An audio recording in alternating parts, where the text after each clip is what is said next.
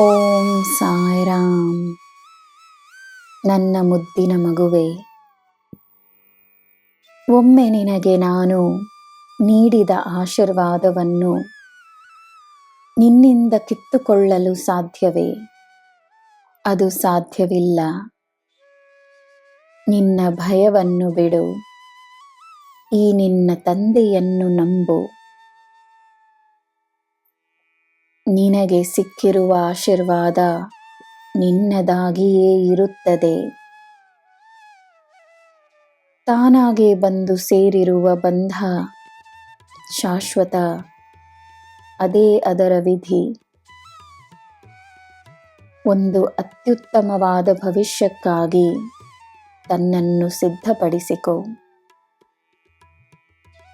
ಎಲ್ಲ ದಿಶೆಗಳಿಂದ ನಿನಗೆ ಬೆಂಬಲವಿದೆ. ಭಾವನೆಗಳಲ್ಲಿ ಮಿತಿಯಿದ್ದಷ್ಟು ಹಿತವಿರುತ್ತದೆ.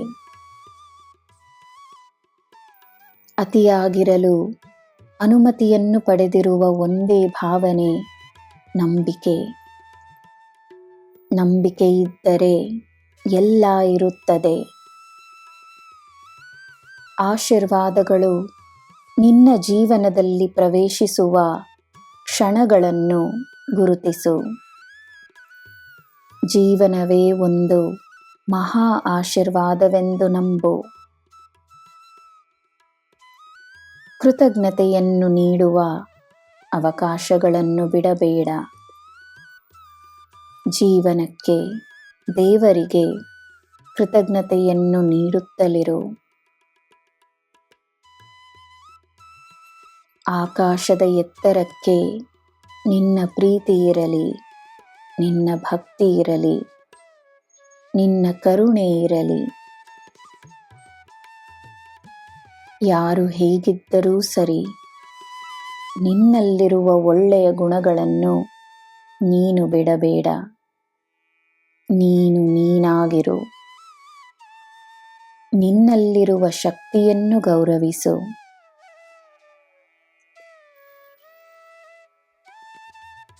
ನನ್ನ ಮಗುವೆ,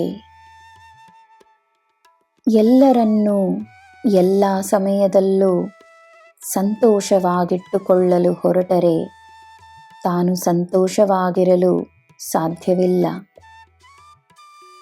ತನ್ನ ಸಂತೋಷವನ್ನು ಕಳೆದುಕೊಂಡು ಯಾರಿಗೂ ಸಂತೋಷವನ್ನು ನೀಡುವುದು ಸಾಧ್ಯವಿಲ್ಲ.